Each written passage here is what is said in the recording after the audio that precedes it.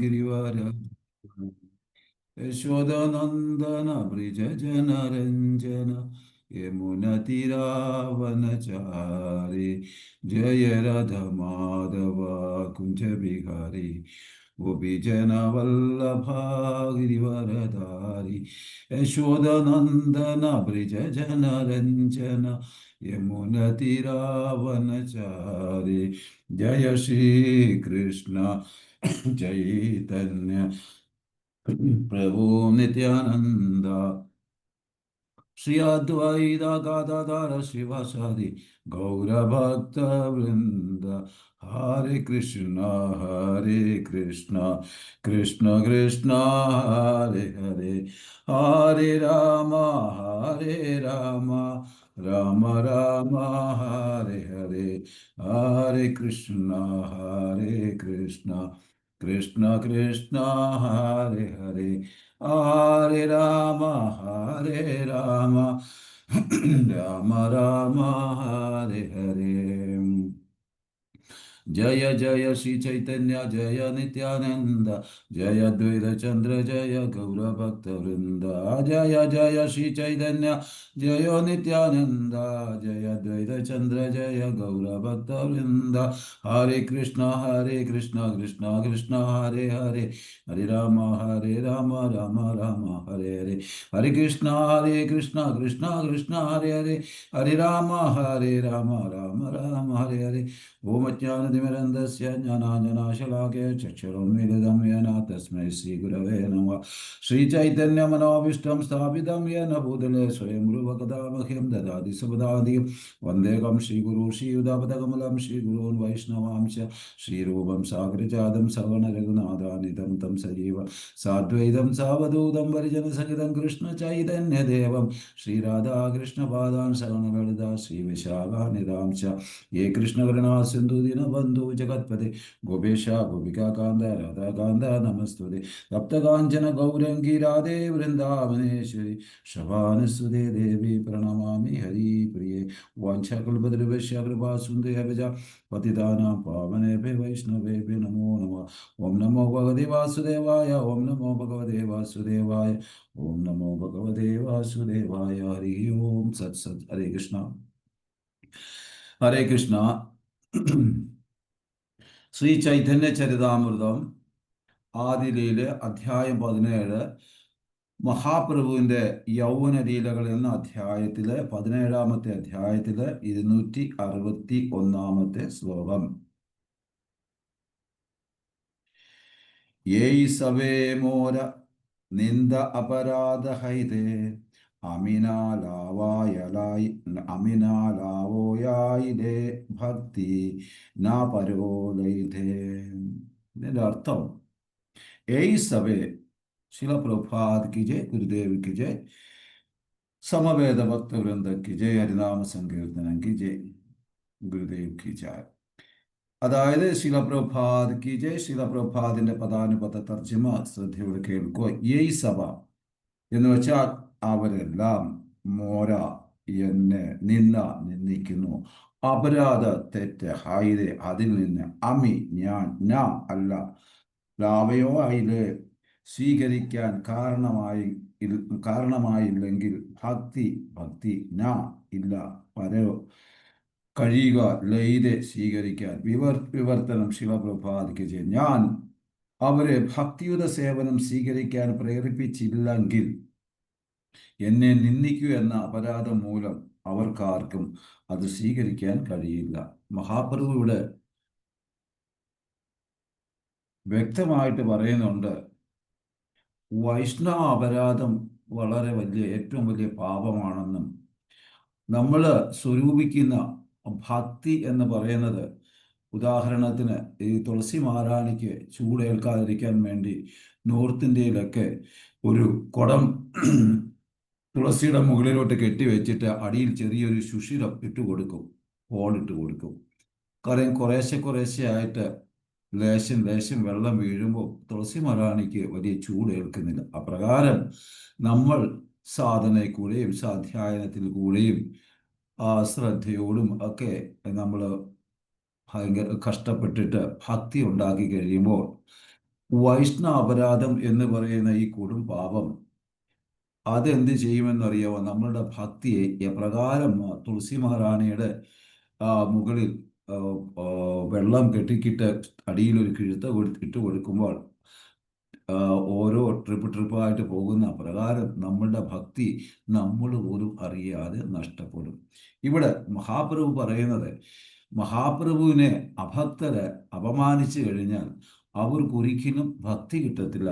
അതായത് മഹാപ്രഭു വരാൻ തന്നെ കാരണം, ചൈതന്യ മഹാപ്രഭു വരാൻ തന്നെ കാരണം എന്ന് വെച്ച് കഴിഞ്ഞാൽ, ഭഗവാൻ ഭഗവത്ഗീതയിൽ സർവധർമാൻ പരിത്യജ്യ മാം ഏക ശരണം വ്രജ അഹം ത്വം സർവപാപേഭ്യോ മോക്ഷയിഷ്യാമി മാ ശുചക എന്ന ഒരു കണ്ടീഷൻ വെച്ചു. സർവധർമാൻ പരിത്യജ്യ.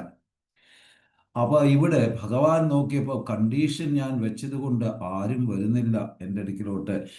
ഇതിനാൽ മഹാപ്രഭു രാധാറാണിയുടെ ഭാവത്തിൽ വരുകയും കണ്ടീഷൻ ഇല്ലാതെ, അപ്പൊ അദ്ദേഹം പറയുന്നുണ്ട്, ഞാൻ കുറച്ച് തരത്തിലുള്ള ആൾക്കാർക്ക് ഭക്തി കൊടുക്കില്ല. അദ്ദേഹം വീണ്ടും ചിന്തിക്കുന്നു, ഞാൻ അവർക്ക് കൊടുത്തില്ലെങ്കിൽ ഇപ്പൊ ചിന്തിച്ച മാതിരി ആര് ഭക്തി കൊടുക്കും? ആയതിനാൽ മഹാപ്രഭു സന്യാസം സ്വീകരിച്ചു സർവ്വ ആൾക്കാർക്കും ഭക്തി കൊടുക്കാൻ വേണ്ടി.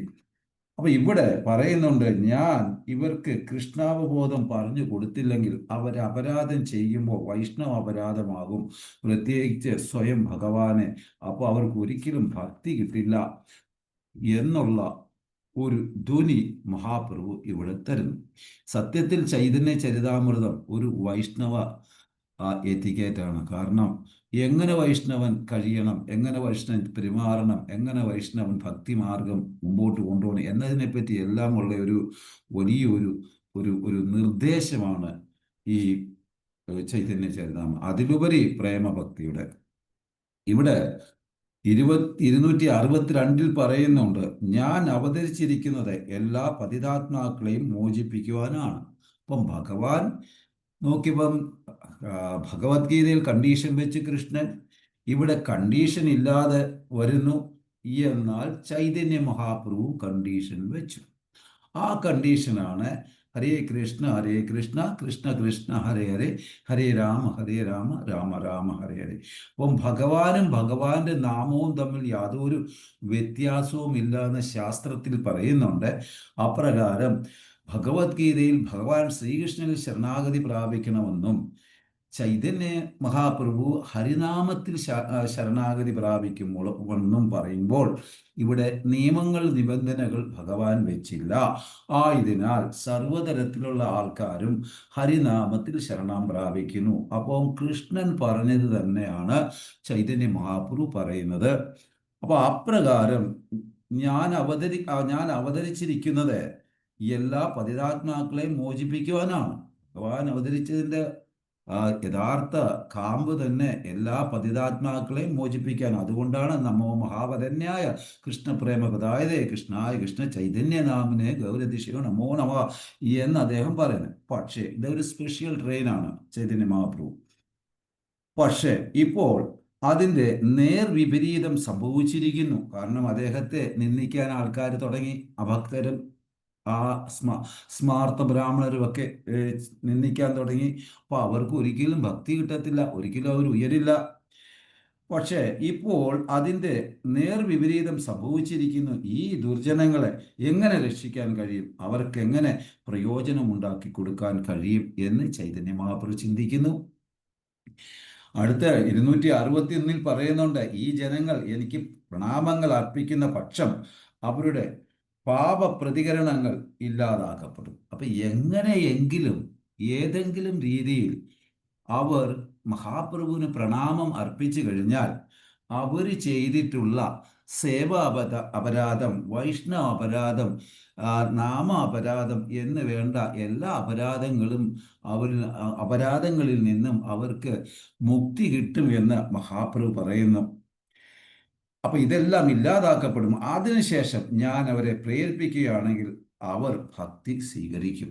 അപ്പം ഭഗവാൻ അറിയാം, ഒരു തവണ എന്നിൽ ശരണം പ്രാപിച്ചു കഴിഞ്ഞാൽ, അല്ല എൻ്റെ മുന്നിൽ പ്രണാമം ചെയ്താൽ, അല്ലെ ഞാൻ എൻ്റെ വാക്ക് കേട്ട് ഹരിനാമത്തിൽ ശരണം പ്രാപിച്ചു കഴിഞ്ഞാൽ അവരെല്ലാം ഭക്തി സ്വീകരിക്കും എന്ന നല്ല ബോധ്യമാണ് ആർക്ക്? ചൈതന്യ മഹാപ്രഭുവിന്.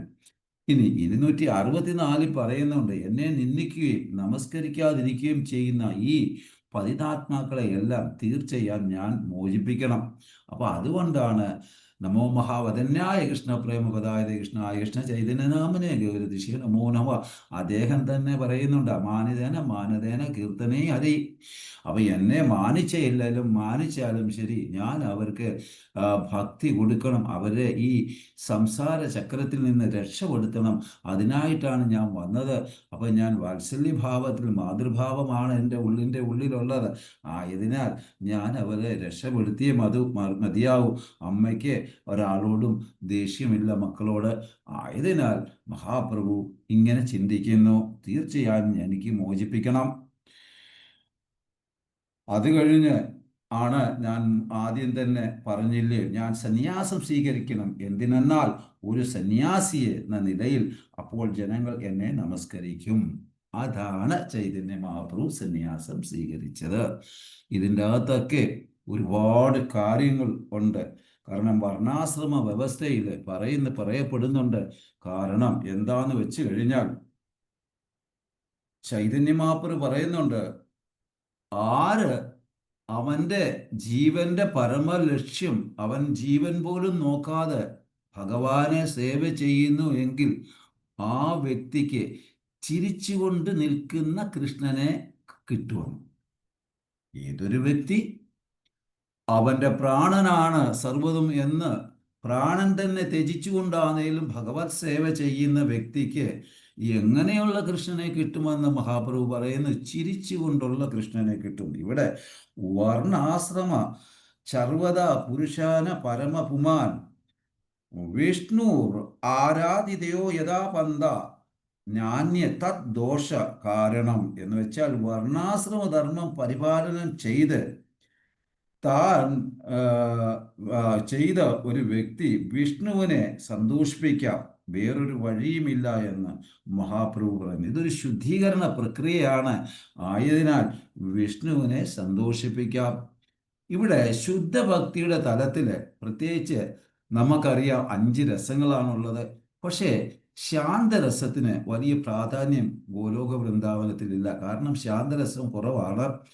അതിനാൽ 4 രസം 5 രസത്തിലെ 4 രസത്തിനാണ് കൂടുതൽ പ്രാധാന്യം. ശുദ്ധഭക്തിയുടെ തലത്തിൽ 4 തരത്തിലുള്ള ഭക്തൻ ശാന്തരസം പറയുന്നില്ല. കാരണം ഗോലോക വൃന്ദാവനത്തിൽ കൂടുതലായി കാണുന്നില്ല, അതുകൊണ്ട്. എന്നാൽ ദാസ്യരസ, സാക്യരസ, വാത്സല്യരസ, മാധുര്യരസ, ഈ 4 രസം വളരെ പ്രധാനമാണ്.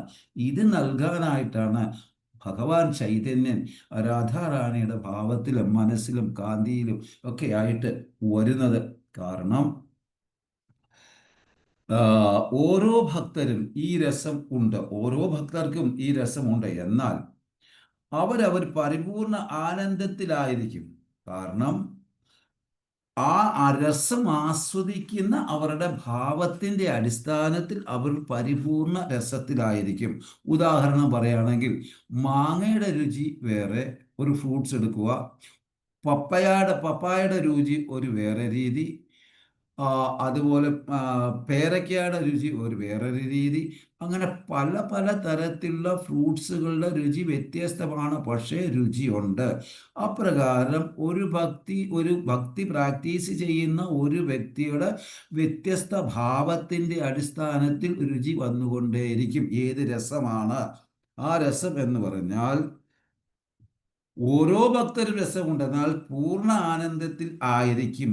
നിച്ച ഭാവേ സർവശ്രേഷ്ഠ പരിമാനെ എന്ന് വെച്ചാൽ നിജ ഭാവേ, ഏതു ഭാവത്തിൽ ഭക്തരുടെ മൂട് ശുദ്ധഭക്തിയുടെ ഏതു രസ ഉള്ളിലുണ്ട് ആ ഭക്തന്, സർവശ്രേഷ്ഠ കുരിമാനെ നിജഭാവേ, ആ വ്യക്തി സർവശ്രേഷ്ഠമായ ആ ഭക്തിയുടെ രസത്തിൻ്റെ പരമ ഉന്നത സ്ഥാനത്തിൽ എത്തും. നിജഭാവെ കൊരേ കൃഷ്ണ സുഖ ആസ്വാദനെ, ഇങ്ങനെയുള്ളവർ ആത്മീയ ആനന്ദം കൃഷ്ണനിൽ കൂടി കിട്ടുന്നു. അപ്പൊ അങ്ങനെ ഓരോ രസത്തിന്റെ, ഈ 4 രസത്തിന്റെ അനുസരിച്ച് കൃഷ്ണാവബോധം പ്രാക്ടീസ് ചെയ്യുന്ന വ്യക്തിക്ക് ആ രസത്തിന്റെ പരമ ഉന്നതമായ സ്ഥായിയിൽ എത്തിച്ചേരുകയും അതിൽ പ്രകാരം കൃഷ്ണനുമായിട്ടുള്ള ആത്മീയ ആനന്ദം അവർക്ക് കിട്ടും എന്ന് മഹാപ്രഭു പറയുന്നു. ഇവിടെ തടസ്ഥ ഹയ്യോ മോനെ വിചാര യതികരി, അധികാരമായി മനസ്സിലാക്കുക, ആധികാരികമായിട്ട് മനസ്സിലാക്കുക ഈ 4 രസം എന്താണ് എന്ന്. സമരസ ഹൈതേ, എല്ലാ രസങ്ങളും ശൃംഗാര അധികമാധുരി, മാധുര്യരസം ഗോപികകളുമായുള്ള ആ പരമശ്രേഷ്ഠമായ രസമാണ് മാധുര്യരസം. 4 രസം തുല്യം അതിമയതയുടെ അതായത് ആ ഏറ്റവും ശ്രേഷ്ഠമായ രസം ഓരോ രസവും ഓരോ ഭക്തരും ഫീൽ ചെയ്യും. ഇത് അതിശ്രേഷ്ഠം എന്ന് പറയുന്നു. അപ്പോൾ ഓരോ രസത്തിലും ഓരോ ഭക്തരും ഫീൽ ചെയ്യുമ്പോഴും, എന്നാൽ ഏറ്റവും അധികമായ രസം ഗോപസ്ത്രീകളും ഗോപികമാരുമായിട്ടുള്ള അവരുടെ ഉള്ളിലെ ആ മാധുര്യ രസമാണ് അത്യുത്തമ ശ്രേഷ്ഠമായ ലീലം അഥവാ രസം എന്ന് ചൈതന്യ മഹാപ്രഭു രാമാനന്ദറായിയും ചൈതന്യ മഹാപ്രഭുവുമായിട്ടുള്ള സംവാദത്തിൽ അദ്ദേഹം നമുക്ക് കാണിച്ചു തരുന്നു. അപ്പൊ അടുത്ത കാഴ്ചപ്പാടിൽ നോക്കിയാൽ തടസ്ഥ ഹയ്യ എന്ന് വെച്ചാൽ നമ്മുടെ കാഴ്ചപ്പാട് നോക്കിയാൽ, ഭാവത്തിൽ നോക്കിയാൽ മാധുര്യരസം അഥവാ ശൃംഗാരരസം അതിശ്രേഷ്ഠമാണ് എന്ന് കാണിച്ചു തരുന്നു. ഓരോ രസവും പരിപൂർണം. അതിൻ്റെ തായ് വഴികൾ, ഉദാഹരണം ഓരോ പഴങ്ങളും കഴിക്കുമ്പോൾ ഉണ്ടാകുന്ന ആ മാധുര്യം, ആ രുചി, അത് രുചിച്ചെങ്കിൽ മാത്രമേ അത് ആസ്വദിക്കാൻ സാധിക്കുകയുള്ളൂ. ഇതാണ് ചൈതന്യ മഹാപ്രഭു പറഞ്ഞു വെച്ചേക്കുന്നത്. ഇതാണ് അദ്ദേഹം വർണ്ണാശ്രമ വ്യവസ്ഥയിൽ കൂടി നമുക്ക് പ്രാക്ടീസ് ചെയ്തിട്ട് തരുന്നത്. അപ്പൊ നമുക്കിവിടെ ഇതാണ് കൂടുതലായിട്ട് നമ്മൾ ശ്രദ്ധിക്കേണ്ടതായ കാര്യം, ഈ കാര്യങ്ങൾ. എന്നാൽ വളരെ നല്ലതായി കൊള്ളാം, എന്നാൽ ചിലപ്പോൾ ഓരോ രസം പരിപൂർണം അതിൻ്റെ തായ് വഴികൾ. ഇനി വളരെ കൊള്ളാം എന്നൊക്കെ പറയുന്നു 3 തരത്തിലാണ്. ഒന്ന് കൊള്ളാം, കുഴപ്പമില്ല, എന്നാൽ നല്ലതാണ്, ഇങ്ങനെയുള്ള രീതിയിലാണ്. അത് രസിക ഭക്തർ, അതായത് രാധാറാണി, കൃഷ്ണൻ, ജഗന്നാഥൻ, ഇത് രാമാനന്ദറായി കൃഷ്ണനുമായിട്ടുള്ള സംവാദത്തിൽ അവർ തമ്മിലുള്ള ചർച്ച ചെയ്യുന്നതാണ്. അപ്പോൾ ഒരു രസിക ഭക്തൻ എന്ന് പറഞ്ഞാൽ അവർക്കത് മനസ്സിലാകും ഈ രസം. ഇനി ചൈതന്യ ലീലയിലോട്ടൊന്ന് കയറിയാൽ ഗുണ്ടിജ മാർജൻ, അപ്പൊ ഇപ്പൊ രഥയാത്രയൊക്കെ നടക്കാൻ പോകുന്ന സീസണാണ്. അപ്പൊ അതിനെപ്പറ്റി ഒന്ന് പറയുന്നതിൽ നിങ്ങൾക്ക് വിരോധം ഉണ്ടോ? ഇല്ല പ്രഭു. ഓക്കെ. ചൈതന്യ മഹാപ്രഭു കാണുന്നത് രഥയാത്ര കഴിഞ്ഞ് ഗുണ്ടിജ മന്ദിരത്തിൽ പോകുന്ന ഭഗവാൻ ഈ ക്ഷേത്രത്തെ വൃന്ദാവനത്തിന്റെ സ്വരൂപം എന്ന് പറയുന്നു. അപ്പൊ ഗുണ്ടിജ ക്ഷേത്രം എന്ന് പറയുന്നത്, അതിനെ പൊതുവെ എല്ലാവരും കാണുന്നത് വൃന്ദാവനത്തിന്റെ സ്വരൂപം ആയിട്ടാണ്. ഒന്ന്, കാരണം ഭഗവാൻ ജഗന്നാഥൻ പ്രകടമായത് ഈ ഗുണ്ടിജ ടെമ്പിളിലാണ് ആദ്യം. ഇന്നത്തെ ക്ഷേത്രം പണിയുന്നതിനു ശേഷം വിഗ്രഹത്തിന്റെ പണി കഴിഞ്ഞപ്പോൾ ഭഗവാൻ നടക്കാൻ തുടങ്ങി. മാതാ ഗുണ്ടിജയ്ക്ക് വളരെ വിഷമം ആയി. അങ്ങ് നമ്മളെ വിട്ടു പോവുകയാണോ എന്ന് മാതാ ഗുണ്ടിജ ചൈതന്യ മഹാപ്രഭുവിനോട് ചോദിക്കുന്നു. ജഗന്നാഥൻ ഗുണ്ടിജയുടെ വാത്സല്യഭാവം കണ്ട് പറയുന്നു, എനിക്ക് പോകണം മഹാരാജ്. ഇന്ദ്രദ്യുമ്നൻ ഭക്തർ എല്ലാവരും കൂടി എനിക്ക് ക്ഷേത്രം പണിഞ്ഞിരിക്കുന്നു, അതുകൊണ്ട് പോകാതിരിക്കാൻ പറ്റില്ല. ഞാൻ വാക്ക് തരുന്നു ഗുണ്ടിജ, നിനക്ക് ഓരോ വർഷവും 10 ദിവസം ഞാൻ ഇവിടെ വന്ന് താമസിക്കും. അപ്പോ ഒരു വർഷത്തിൽ ബാക്കി 355 ദിവസവും ഗുണ്ടിജ ക്ഷേത്രം അടച്ചിരിക്കും. നമ്മുടെ വീടാണേലും ഒരു വർഷം അടച്ചിട്ട് കഴിഞ്ഞാൽ എന്ത് സംഭവിക്കും? അത് മൊത്തം മാറാലയും പൊടിപടലങ്ങളും ഉറുമ്പ് കിഴിച്ചിടലും മണ്ണും എന്ന് വേണ്ട സർവ്വതായും രീതിയിൽ വൃത്തികേടായി കിടക്കും. മഹാപ്രഭുവിന് മുമ്പ് ആരും തന്നെ ഈ ക്ഷേത്രം വൃത്തിയാക്കാറില്ലായിരുന്നു. അപ്പോ ചൈതന്യ മഹാപ്രഭു വരുന്നതിന് മുമ്പ് ഈ ക്ഷേത്രം വൃത്തിയാക്കുന്ന ഇല്ലായിരുന്നു. എന്നാൽ ചൈതന്യ മഹാപ്രഭു സ്വയം ഈ ക്ഷേത്രം വൃത്തിയാക്കുവാൻ തീരുമാനിച്ചു. കവിരാജ് ഗോസ്വാമി പറയുന്നു, ശ്രീ ഗുണ്ടിജ മന്ദിർ ആത്മവൃന്ദ ഹേ. ഗുണ്ടിജ മന്ദിർ വൃന്ദാവനമാണ്. സമ്മാർജയ നിശാലയത് സ ഗൗരഹ സുചിത്ത വത് ചിതലം ഉജ്ജലസ്യ കൃഷ്ണോ പ്രവേശ്യ ശോധയി യഞ്ച കരാഹ. ഗുണ്ടിജ മന്ദിരത്തിൽ തൻ്റെ അനുയായികളെയും കൊണ്ട് വൃത്തിയാക്കി ഭഗവാൻ വസിക്കുന്ന സ്ഥലം വൃത്തിയാക്കുന്നതിനനുസരിച്ച് നമ്മുടെ ചിത്തും വൃത്തിയാകും. അപ്പൊ ഏതൊരു വ്യക്തി, ഇത് ഒരുപാട് ഗുണങ്ങളും ഒരുപാട് ഉദാഹരണം നമ്മൾ ഈ ഇതിൽ നിന്ന് പഠിക്കണം. ഏതൊരു വ്യക്തി ഭഗവാൻ ഇരിക്കുന്ന ഗർഭഗൃഹം അല്ലെങ്കിൽ ആ അൽത്താറ് ഏതൊരു വ്യക്തി വൃത്തിയാക്കുന്നുവോ ആ പ്രകാരം അതേമാതിരി ആ വൃത്തിയാക്കുന്ന വ്യക്തിയുടെ ഹൃദയവും വൃത്തിയാകുമെന്ന് മഹാപ്രഭു പറയുന്നു. അത് ആര് നമുക്ക് തരുന്നു? കവിരാജ് ഗോസ്വാമി നമുക്ക് തരുന്നു. ജഗന്നാഥന് നമ്മുടെ ഹൃദയത്തിൽ ആവാഹിച്ച് മൻരൂപി വൃന്ദാവനത്തിൽ കൊണ്ടുപോകുന്നു. അപ്പോ ഈ ജഗന്നാഥ് ബലദേവ് സുന്ദരമായി ഇറങ്ങുമ്പോൾ അവിടെയുള്ള ഓരോ ഭക്തരും ഹൃദയത്തിലേക്ക് ആവാഹിച്ചിട്ട് ജഗന്നാഥനെ നേരെ മൻരൂപി വൃന്ദാവനത്തിൽ കൊണ്ടുപോകുന്നു. നമ്മളുടെ മനസ്സിൽ ആവാഹിച്ച് വൃന്ദാവനത്തിലോട്ട് കൊണ്ടുപോകും. അപ്പം ജഗന്നാഥൻ നമ്മുടെ ഹൃദയത്തിൽ ആവാഹിക്കുമ്പോൾ നമ്മുടെ ഹൃദയം എന്തായിരിക്കണം? വൃത്തിയായിരിക്കണം. അപ്പൊ ജഗന്നാഥനെ നമ്മുടെ ഹൃദയത്തിലേക്ക് കുടിയിരുത്തുമ്പോൾ അങ്ങനെ കുടിയിരുത്താൻ ആഗ്രഹിക്കുന്ന ഓരോ വ്യക്തിയുടെയും ഹൃദയം ശുദ്ധമായിരിക്കണം. എളുപ്പവഴി ഹരിയുടെ ക്ഷേത്രം വൃത്തിയാക്കുക, അപ്പം നമ്മുടെ ഹൃദയവും വൃത്തിയാകും എന്ന് മഹാപ്രഭു നമുക്ക് തരുന്നു പാഠം. അടുത്ത ദിവസം രാവിലെ കാശി മിശ്ര പാടിശാപാത്രയെയും മഹാപ്രഭു വിളിച്ചു. ഇവര് രണ്ടുപേരെ അദ്ദേഹം വിളിച്ചു. പ്രഥമേര പ്രഭു കാശി മിശ്രേന ആനിയ പാടിശാപാത്ര സർവഭൂമ പട്ടാചാര അനിലേ ധാക്കിയ.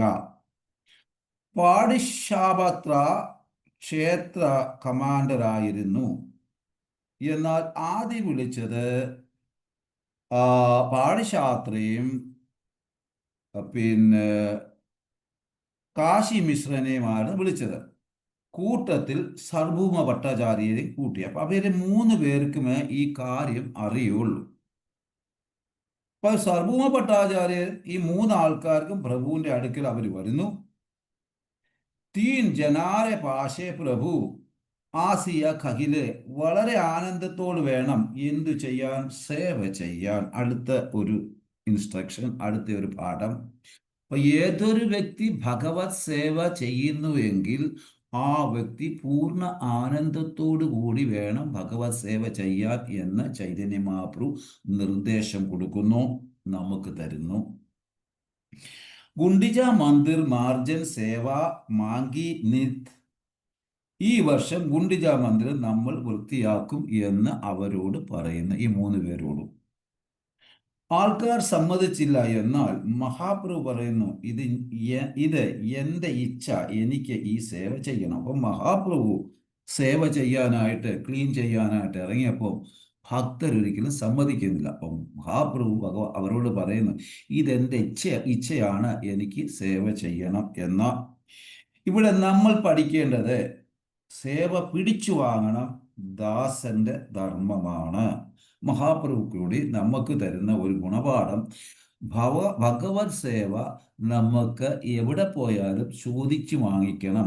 അത് ദാസനായ നമ്മുടെ ധർമ്മമാണെന്ന അടുത്ത ഒരു പാഠം നമുക്ക് തരുന്നു മഹാപ്രഭു. പടിശാപാത്ര പറയുന്നു, ഞാൻ അങ്ങയുടെ സേവകൻ, ഞങ്ങൾ ചെയ്യാം.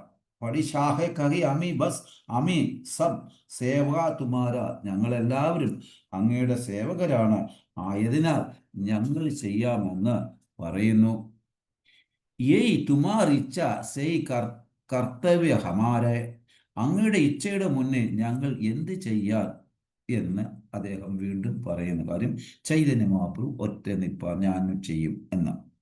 അപ്പം തുമാര യോഗ്യ സേവ നൈ മന്ദിർ മാർജൻ, മന്ദിർ വൃത്തിയാക്കുന്നത് അങ്ങയ്ക്ക് യോഗ്യതയല്ല, അങ്ങയുടെ സ്ഥാനമല്ല, ഞങ്ങളാണ് ചെയ്യേണ്ടത് എന്ന് പറയുന്നു.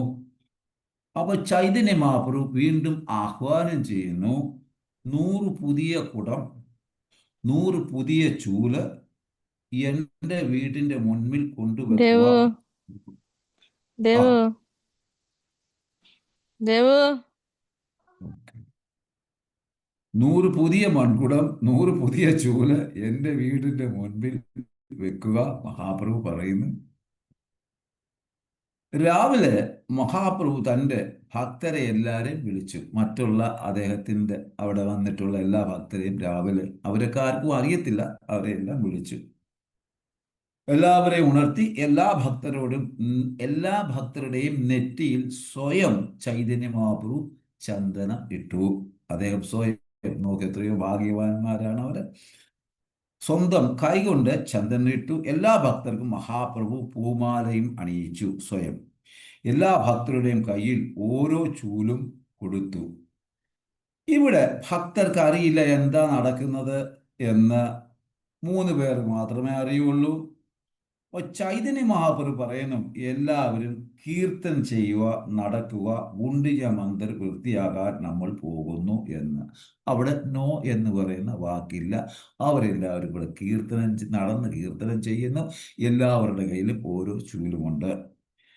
ഗുണ്ടിക Mandir ഖേല കരിതേ margin, പ്രഥമേ margin ലയ്യ കരിലെ Shodhan.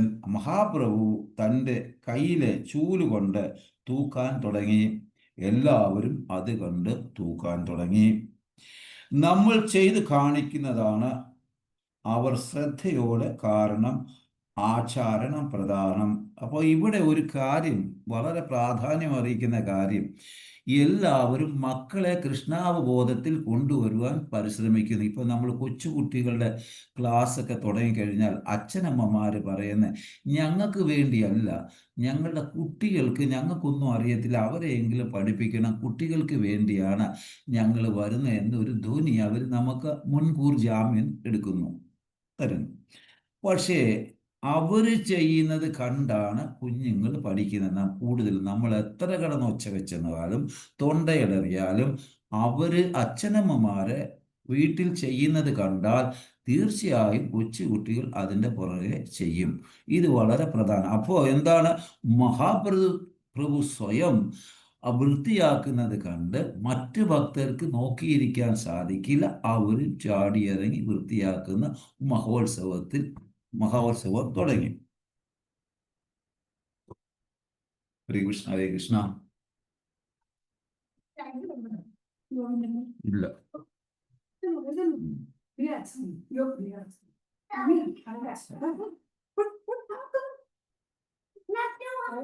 Okay, ഹരേ കൃഷ്ണ. ചെറുമകം വന്നത്, ഓക്കെ, അടിപൊളി. അപ്പോ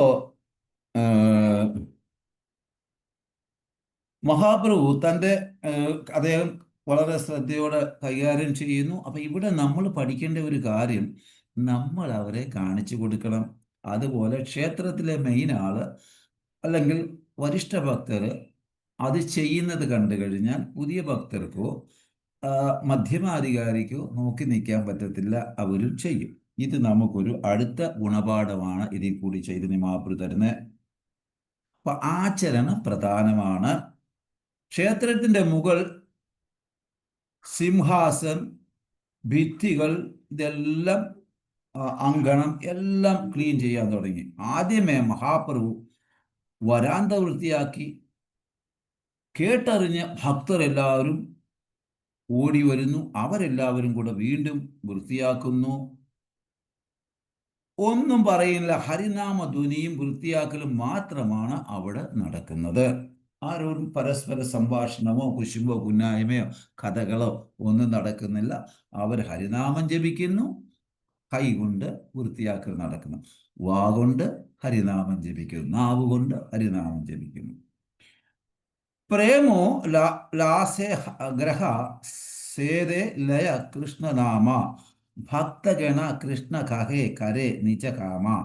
ചൈതന്യ മഹാപ്രഭുവിന്റെ ശരീരം മുഴുവൻ മണ്ണായി, ക്ലീനിങ്. അപ്പൊ അദ്ദേഹത്തെ കാണാൻ ഒന്നും കൂടെ സൗന്ദര്യമായി, സുന്ദരനായി. തൂർ തൂർ ദുസര തനു ദേദേ ശോഭാൻ. മണ്ണായ ശരീരം മുഴുവൻ, എന്നാലും കാണാൻ ഭംഗിയായിരുന്നു എന്ന് കവിരാജ് ഗോസ്വാമി വർണ്ണിക്കുന്നു.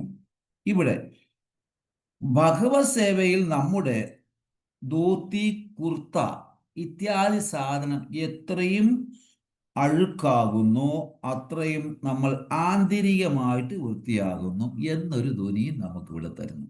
അടുത്ത ഗുണപാഠം. ഇപ്പോൾ പൊതുവെ സാധാരണ നമ്മൾ പുതിയ ധോത്തിയോ കുർത്തയോ പുതിയ സാരിയോ ഒക്കെ ഉടുത്തു കഴിഞ്ഞാൽ സർവീസ് ചെയ്യാൻ ഒരു മടി. ഇപ്പം മാതാജികള് ബ്രാഹ്മണി ദീക്ഷയൊക്കെ എടുത്ത മാതാജികള് ഭഗവാന് വേണ്ടി രാജഭോഗം എടുക്കാൻ അല്പം മഞ്ഞളോ അല്പം മുളക് പൊടിയോ അല്പം മറ്റ് എണ്ണയോ ഒക്കെ തേച്ച് കഴിഞ്ഞാൽ ഞാൻ ഇത്ര രൂപ കൊടുത്തതാണല്ലോ, അഴുക്കാകും എന്നൊരു വൈക്ലഭ്യം ആരംഭത്തിൽ ഉണ്ടാകാൻ ചിലപ്പോൾ സാധ്യതയുണ്ട്, ചിലപ്പം ഇല്ലായിരിക്കും, ഓരോരുത്തരുടെ ഭാവം. പക്ഷേ അങ്ങനെ അഴുക്കായാൽ തന്നെ എൻ്റെ ഉള്ളിലെ കുറേ അഴുക്ക് മാറി എന്ന് വിചാരിക്കുക. ഇത് ചൈതന്യ മഹാപ്രഭു തരുന്ന ഒരു ശിക്ഷണമാണ്. അടുത്തത്, അപ്പം മഹാപ്രഭു തൻ്റെ തോളത്ത് കിടന്ന ഉത്തരീയം ഷാള് കൊണ്ട് അഴുക്കെല്ലാം വാരി കളയുന്നു. അത് കണ്ട് അന്യഭക്തരും ചെയ്യുന്നു. മഹാപ്രഭു പറയുന്നു പല ഗ്രൂപ്പാക്കൂ എന്ന്. എല്ലാവരും പല ഗ്രൂപ്പായി. മഹാപ്രഭു പറയുന്നു ആര് കൂടുതൽ അഴുക്ക് കോരിയെടുക്കുന്നു എന്ന് സ്വരൂപ ദാമോദർ എടുക്കുന്നു എന്ന് ഒന്ന് നോക്കൂ. സ്വരൂപ ദാമോദര എന്ന് അദ്ദേഹം വളരെ ശ്രേഷ്ഠ ഭക്തനാണല്ലോ, നമുക്കറിയാം. എല്ലാ ഭക്തരും എടുത്ത അഴുക്കെല്ലാം ഒന്നിച്ചു കൂട്ടിയിട്ടും പ്രഭു എടുത്ത അഴുക്കിൻ്റെ അത്രയും ആയില്ല. അവിടെ കൂടിയിരുന്ന എല്ലാ ഭക്തരും കൂടെ എടുത്ത അഴുക്കുകളെല്ലാം കൂടെ ഒന്നിച്ച് കൂട്ടിയിട്ടിട്ട് മഹാപ്രഭു എടുത്ത അഴുക്കിൻ്റെ അത്രയും കൂന ആയില്ല എന്ന് പറയുന്നു. അപ്പൊ ഇവിടെ വാതിലിൽ ഈ സമയത്ത് 100 കുടം നിറയെ വെള്ളവുമായിട്ട് ഇങ്ങനെ ഭക്തർ നിൽക്കുന്നു. ഇവരുടെ തൂത്ത് പടലങ്ങളൊക്കെ മാറിക്കഴിഞ്ഞാൽ പിന്നെ വെള്ളമൊഴിച്ച് വൃത്തിയാക്കാനായിട്ട് അവരിങ്ങനെ വെള്ളം ശേഖരിച്ച്, കുടം നിറയെ വെള്ളം ശേഖരിച്ച് അവർ വാതിക്കൽ നിൽക്കുന്നു. മഹാപ്രഭു പറയുന്നു വെള്ളം അകത്തു കൊണ്ടുവരുക എന്ന്. ആദ്യം മന്ദിർ, പിന്നെ സിംഹാസൻ കഴുകി. കേഹോ ജൻഗഡ് ദായ മഹാപ്രഭു കരേ. ചിലർ മഹാപ്രഭുവിന്റെ കയ്യിൽ കൊടുക്കുന്നു കുടം, ചിലർ മഹാപ്രഭുവിന്റെ പാദത്തിൽ വെള്ളമൊഴിക്കുന്നു. അടുത്ത നമുക്ക് കിട്ടുന്ന ഒരു ഗുണപാഠമാണ്. ചിലർ മഹാപ്രഭുവിന്റെ ചരണത്തെ സ്പർശിച്ച വെള്ളം കുടിക്കുന്നു ചരണാമൃതമായിട്ട്, മഹാപ്രഭു കാണാതെ. കാരണം ചിലർ മനഃപൂർവ്വം വെള്ളം ഒഴിക്കുന്ന കൂട്ടത്തിൽ മഹാപ്രഭുവിന്റെ പാദത്തിലും സ്പർശിക്കത്തക്ക രീതിയിൽ ഒഴിക്കുന്നു. ആ വെള്ളം മഹാപ്രഭു കാണാതെ അവർ കുടിക്കുന്നു. ചിലർ ചോദിച്ച് കുടിക്കുന്നു, ഇത് മഹാപ്രഭു അറിയാതെ.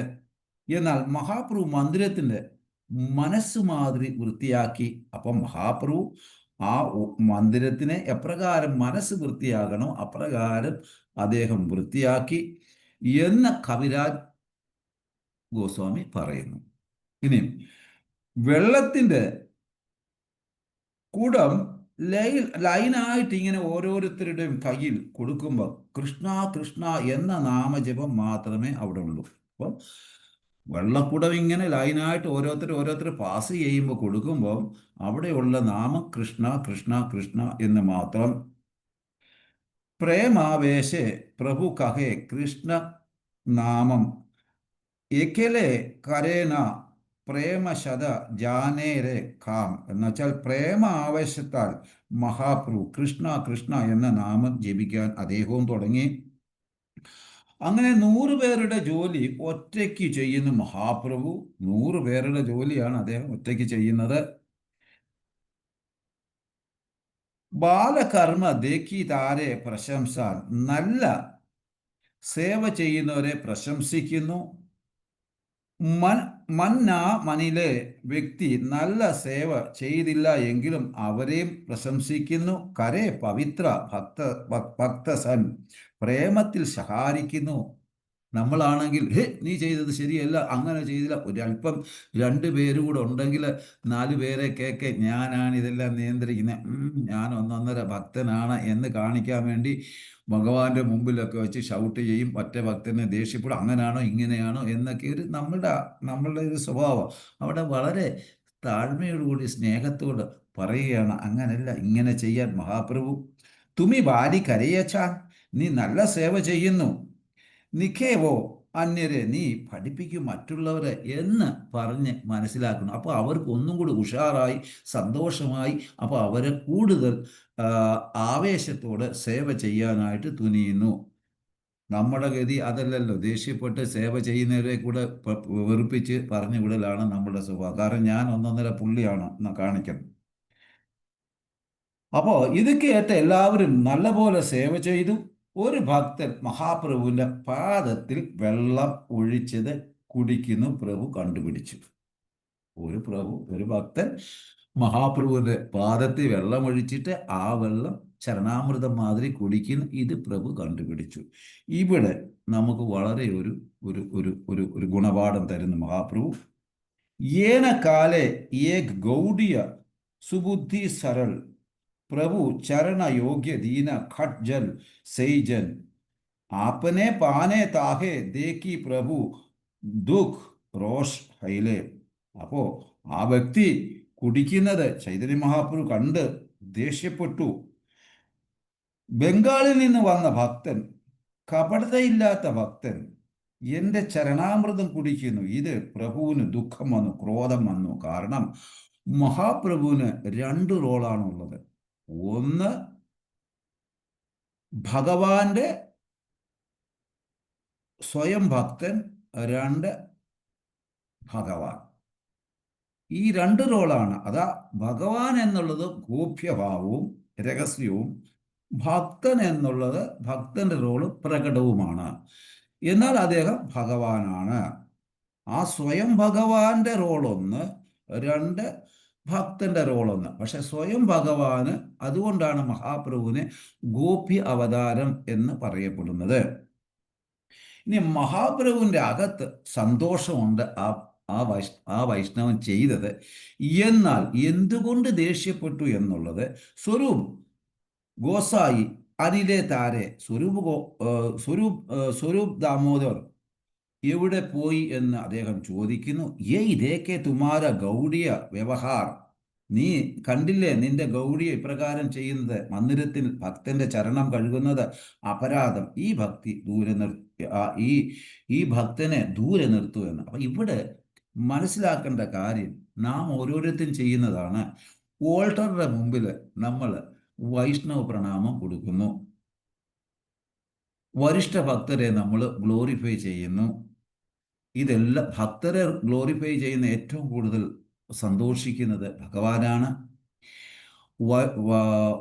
ഭക്തർക്ക് പ്രണാമം കൊടുക്കുമ്പോഴും ഏറ്റവും കൂടുതൽ സന്തോഷിക്കുന്ന ഭഗവാനാണ്. എന്നാൽ ഭഗവാന്റെ മുമ്പിൽ വെച്ച് ആകരുത് എന്നാണ് പറയുന്നത്. അതാണ് നമ്മളെ പഠിപ്പിക്കുന്നത്. ഒന്നുകിൽ കർട്ടനിടുക, അല്ലെങ്കിൽ ഡോറ് അടയ്ക്കുക, എന്നിട്ട് പാദം കഴുകുകയോ പ്രണാമം ചെയ്യുകയോ ഗ്ലോറിഫൈ ചെയ്യുവോ, എന്ത് വേണേം ചെയ്യാം. അപ്പം ഇത് ശാസ്ത്രത്തിൽ നിന്ന് അദ്ദേഹം നമ്മളെ പഠിപ്പിച്ചു തരുവാണ് ചെയ്യുന്നത്.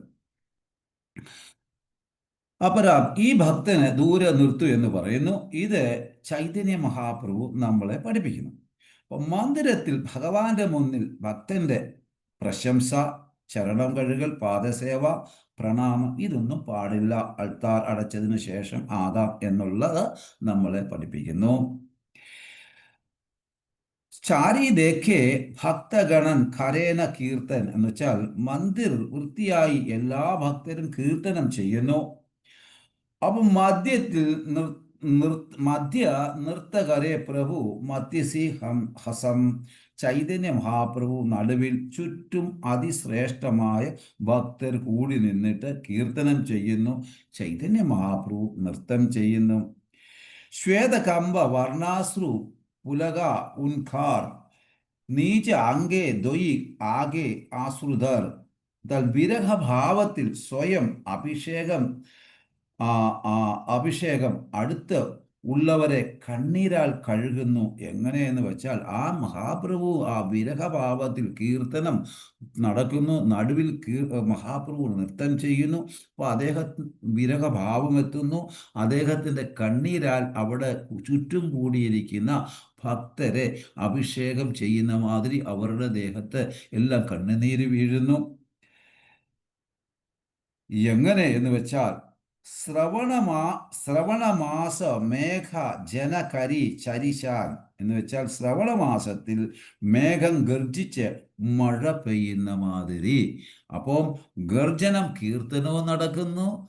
അത് ഗർജനം മാതിരിയും അദ്ദേഹത്തിൻ്റെ കണ്ണിൽ കൂടി ധാരധാരയായിട്ട് ആ വിരഹഭാവത്തിൻ്റെ കണ്ണുനീർ ഒഴുകുന്നു. എപ്രകാരമെന്ന് പറഞ്ഞാൽ നല്ല ശ്രാവണ മാസത്തിൽ എപ്രകാരം മഴ പെയ്യുന്നുവോ, ഇടിയോടുകൂടി മഴ പെയ്യുന്നു, അപ്രകാരമെന്ന് ഭക്തർക്ക് മനസ്സിലാകുന്നു. മഹാ ഉച്ച സങ്കീർത്തനത്തിൻ്റെ മേഘം ഗർജിക്കുന്നു എന്നാൽ മഹാപ്രഭുവിൻ്റെ കണ്ണിൽ കൂടി കണ്ണുനീർ മഴ പെയ്യുന്നു. പ്രഭു ഉദണ്ഡ നൃത്ത ഭൂമി കബാഹേ ഭൂമി പേടിച്ചു വിറച്ചു അദ്ദേഹത്തിൻ്റെ നൃത്തത്താൽ. ഇനിയും അപ്പൊ ഈ കഴുകിയെല്ലാം കഴിഞ്ഞപ്പോൾ ഏതാണ്ട് 500 പേർക്ക് ഉള്ള പ്രസാദം എത്തിച്ചു കാശി മിശ്ര. അപ്പൊ മഹാപ്രഭു ഒന്നുകൂടി സന്തോഷവാനായി. എന്തെന്നാൽ 500 പേർക്കുള്ള പ്രസാദം എത്തിച്ചല്ലോ, അപ്പം ഇതിൽ പ്രസാദവുമുണ്ടല്ലോ എന്ന് ഓർത്ത് അദ്ദേഹം സന്തോഷിക്കുന്നു. പാരിജ പാത്ര ഭവാനന്ദപുത്രൻ വാണിനാഥൻ എത്തിച്ചു മഹാപ്രസാദം. മഹാപ്രഭു വലിയ സന്തോഷവാനായി. പരമാനന്ദപുരി ചൈതന്യ മഹാപ്രഭു നടുവിലും ചുറ്റും പരമാനന്ദപുരി, ബ്രഹ്മാനന്ദ ഭാരതി, അദ്വൈത ആചാര്യർ, നിത്യാനന്ദ പ്രഭു, ആചാര രത്ന, ആചാര്യനീതി, ശ്രീവാസാചാര്യൻ, ഗദാധർ, ശങ്കർ ആരണിയ, ശ്രീ രാഘവ് പണ്ഡിറ്റ്, വക്രേശ്വർ പണ്ഡിറ്റ്, ശ്രീ ആനന്ദ ആചാര്യൻ ഇവരെല്ലാം ഉച്ചസ്ഥാനത്തിൽ നിന്ന് ശ്രേഷ്ഠ വരിഷ്ഠ ഭക്തരായിരുന്നു. നടുവിൽ ചൈതന്യ മഹാപ്രഭു. അങ്ങനെ ആനന്ദത്തിൽ അവരെല്ലാവരും ആറാടുകയായിരുന്നു. അവരെല്ലാം കണ്ണീരാൽ കഴുകി വൃത്തിയാക്കുന്ന മഹാപ്രഭു വിരഹഭാവത്തില്. അപ്പോ ബാക്കിയുള്ളവർ താഴെ ഇരുന്ന് ഭക്തരുടെ കൂടെ ഭോജനം കഴിച്ചു. ഇവിടെ ഇവരെല്ലാവരും കൂടെ ചുറ്റി ഇരുന്ന് മുകളിൽ സിംഹാസനത്തിന് മുകളിൽ ഇരുന്ന് ഭക്ഷണം കഴിക്കുന്നു. ഭോഗം അതായത് പ്രസാദം കഴിക്കുന്നു. താഴെ മറ്റുള്ളവർ ബാക്കിയുള്ളവർ താഴെ ഇരുന്ന് ഭക്തരുടെ കൂടെ ഭോജനം കഴിച്ചു. അങ്ങനെ മഹാപ്രഭുവിന് ദ്വാപര യുഗത്തിൽ ഓർമ്മ വന്നു. അപ്പം ഇങ്ങനെ ഭക്തന്മാരെ ചുറ്റുമിരുന്ന് ഭോഗം കഴിച്ചപ്പോൾ മഹാപ്രഭു കൃഷ്ണഭാവത്തിലോട്ട് എത്തി. കാരണം ദ്വാപര യുഗത്തിൽ കൃഷ്ണൻ എപ്രകാരം സുഹൃത്തുക്കളുമായിട്ട് ഒന്നിച്ചിരുന്ന് ഭോഗം കഴിക്കുന്നു, ആ ഭാവത്തിലേക്ക് മഹാപ്രഭു എത്തിച്ചേർന്നു. അപ്പം ഇവിടെ ഭക്തരുടെ കൂടെയുള്ള ആ പ്രസാദം കാരണം മഹാപ്രഭുവിന് ദ്വാപര യുഗത്തിൽ ഓർമ്മ വന്നു ഭഗവാന്റെ സുഹൃത്തുക്കളുടെ കൂടെ ഇരുന്ന് ഭോജനം കഴിക്കുന്നത്. സർവഭൂമ താരെ കഹോ അമി താർക്കിക കുബുദ്ധി. സർവഭൂമ ഭട്ടാചാര്യർ പറയുന്നു, മഹാപ്രഭു, ഞാൻ വളരെ ആനന്ദത്തിൽ ആറാടുകയാണ്. സത്യത്തിൽ ഞാൻ ഒരു താർക്കിക വിദ്വാനായിരുന്നു. ആവശ്യമില്ലാത്ത കാര്യങ്ങൾക്കൊക്കെ തർക്കിച്ച് മറ്റുള്ളവരെ തോൽപ്പിക്കുക എന്നുള്ള എൻ്റെ ഒരു രോഗമായിരുന്നു. ഞാനൊരു അമി, സർവമതാരെ കഹോ അമി താർക്കിക കുബുദ്ധി, ഞാൻ തർക്കിക്കുന്ന ഒരു കുബുദ്ധിയായിരുന്നു മഹാപ്രഭു എന്ന് പറയുന്നു. സർവഭൂമ ഭട്ടാചാര്യർ പറയുന്നു, ഞാൻ തർക്കിക്കുന്ന ഒരു കുബുദ്ധി. എന്നാൽ തുമാര പ്രസാദ ഹമാര സംബന്ധ സിദ്ധി, നീയുമായിട്ടുള്ള മഹാപ്രഭു, നിങ്ങളുമായിട്ടുള്ള സംബന്ധ സിദ്ധി കാരണം അങ്ങയുടെ കൃപയാൽ ഞാൻ ഭക്തനായി മാറി. എന്താണ് ഭഗവാൻ പറയുന്നു? ഏതെങ്കിലും ഒരു വ്യക്തി അറിഞ്ഞോ അറിയാതെ എൻ്റെ മുമ്പിൽ പ്രണാമം ചെയ്യുവോ, എനിക്ക് പ്രണാമം തരുവോ, എൻ്റെ നാമം ഉച്ചത്തിൽ ഉച്ചരിക്കുകയോ അല്ലെങ്കിൽ ഹരിനാമം ജപിച്ചാലോ ഞാൻ അവർക്ക് കൃഷ്ണപ്രേമം കൊടുക്കുന്നു എന്ന് പറയുമ്പോൾ അതിശ്രേഷ്ഠമായ പണ്ഡിതനായ സർവഭൂമ ഭട്ടാചാര്യർ പറയുന്നു, ഞാനൊരു താർക്കികനായിരുന്നു, കുബുദ്ധിയായിരുന്നു. പക്ഷേ നിന്റെ കൃപയാൽ ഞാനൊരു ഭക്തനായി മാറി. ഞാൻ വളരെ ആനന്ദത്തിലാണ് പ്രഭു എന്ന് ആര് പറയുന്നു? സർവഭൂമ ഭട്ടാചാര്യർ പറയുന്നു. അപ്പം മഹാപ്രഭു വിനാ കഹേ ദായമുയി, ചൈതന്യ മഹാപ്രഭുവിന് തുല്യമായ ദയവാൻ ഇല്ല. അപ്പം മഹാപ്രഭുവിൻ്റെ കൂട്ട് തുല്യനായ ഒരു ദയാലു ഇല്ല. കാരണം ആരുടെ ഭാവമാണ്? രാധാമാതയുടെ ഭാവമാണ്, സ്വഭാവമാണ്, മനസ്സാണ്. ആയതിനാൽ അദ്ദേഹത്തിന് തുല്യമായിട്ട്, ചൈതന്യ മഹാപ്രഭുവിൻ്റെ ദയയ്ക്ക് തുല്യമായിട്ട് ആരുമില്ല. ഉണ്ട് നിത്യാനന്ദൻ, ആരുമില്ല. ഈ മഹാപ്രഭു വിനാ കഹേ ദയാമൊയി, ചൈതന്യ മഹാപ്രഭുവിന് തുല്യമായ ദയ വേറെ ആരുമില്ല. കാക്കേര ഗരുഡകരെ ഐച്ച കേന ഹൈ എന്ന് വെച്ചാൽ കാക്കയെ ഗരുഡനാക്കി. സർവഭൗമ ഭട്ടാചാര്യർ പറഞ്ഞ കാക്കയായ എന്നെ, ഞാൻ ചുമ്മാ കാക്കാക്ക എന്ന് പറഞ്ഞ് തർക്കിച്ചുകൊണ്ടിരിക്കുന്ന എന്നെ ഭക്ഷ്യയുടെ രാജാവായ ഗരുഡനാക്കി അങ്ങ. ആ ഈ ധർത്തിയിൽ വേറെ ആര് ഇതുമാതിരി ഉണ്ട് എന്ന് ചോദിക്കുന്നു. ഇപ്പം ഈ ഭൂമിയിൽ അല്ലെങ്കിൽ ഈ ഭൂലോകത്തിൽ അല്ലെങ്കിൽ 14 ലോകമാകുന്ന ഈ ഭൗതിക ലോകത്ത് അങ്ങയുടെ കൂട്ട് ആരുണ്ട് എന്ന് അദ്ദേഹം ചോദിക്കുന്നു. ഞാൻ കാക്കയായിരുന്നു, എന്നെ